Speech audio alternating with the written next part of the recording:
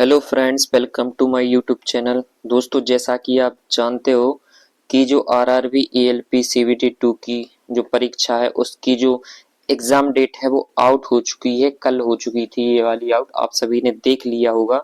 तो दोस्तों, क्या है इसकी बिग अपडेट और क्या है दोस्तों इसका पूरा मामला, ये सब हम बात करेंगे इस वीडियो में।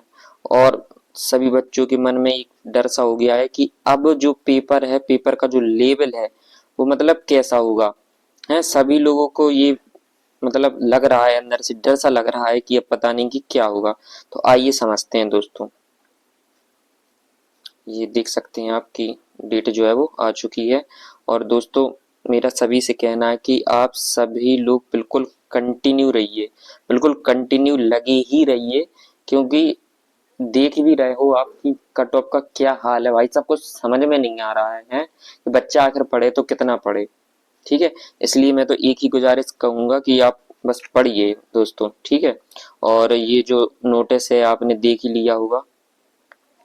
ठीक है दोस्तों, जी लिखा हुआ है कि notice for rescheduling of CVT second scheduled on 19 March 2025 and 20 मार्च 2025 को। जैसा कि आप जानते हैं कि पिछली जो डेट ने अनाउंसमेंट की थी वो 19 और 20 मार्च को होनी थी। ठीक है, और दोस्तों जो ये देखिए, all candidates who were scheduled on 19/3/2025 first shift excluding those who completed their exams. इसका मतलब ये दोस्तों कि जिन्होंने जिन्होंने 19 तारीख को जो पेपर हुआ था उसकी जो फर्स्ट शिफ्ट थी, जिनका पेपर कंप्लीट हो चुका था, तो दोस्तों उनका मतलब जिनका हो चुका था उनका अब नहीं होगा। ठीक है, ये है सीधा सीधा कहना। ठीक है, और जो all candidate whoever scheduled 19/3/2025 second shift and 20/3/2025 first shift. और आप जानते ही हैं कि 19 तारीख को जो सेकंड शिफ्ट थी तो तब तक तो नोटिस जारी हो चुका था और पेपर जो है वो कैंसिल हो चुका था। ठीक है, तो फिर दोस्तों बस यही होगा कि अब उन लोगों का रीशेड्यूल होगा।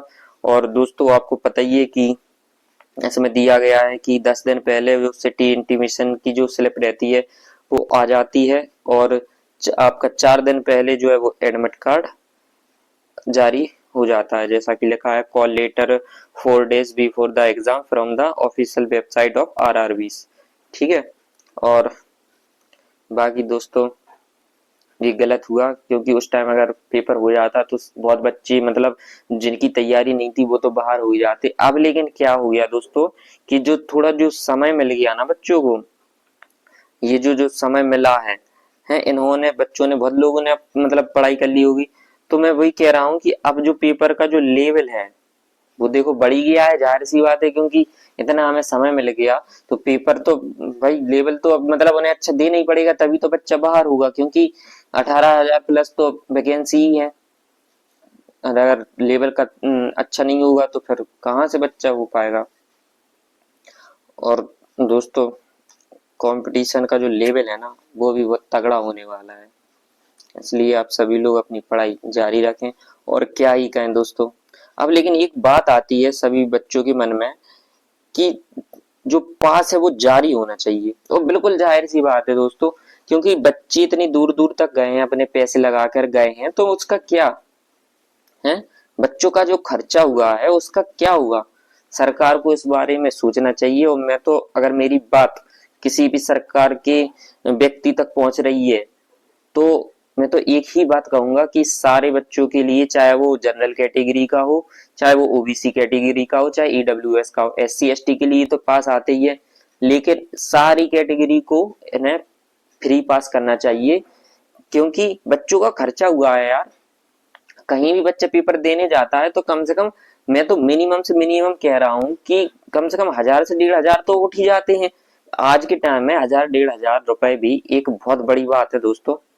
बिल्कुल सरकार को अब करना चाहिए, और सरकार को इस बारे में थोड़ा एक्शन लेना चाहिए। ये नहीं कि चलो कर दिया, बच्चे का खर्च हो गया फिर से हमने कर दिया। इस बारे में सरकार को जरूर सोचना चाहिए। ठीक है दोस्तों, और बाकी सब आप लगे ही रहिए। डेट तो आई गई है, वो तो आनी ही थी, वो तो सभी को पता था। ठीक है, लेकिन आप सभी लोग भाई तहे दिल से बिल्कुल लगी रहिए, मैं तो एक ही बात कहना चाहूंगा, लगी रहिए, बस लगी रहिए और इस बार फोड़ दीजिए और ले जाइए सिलेक्शन। ठीक है, मिलते हैं नेक्स्ट वीडियो में, तब तक के लिए धन्यवाद।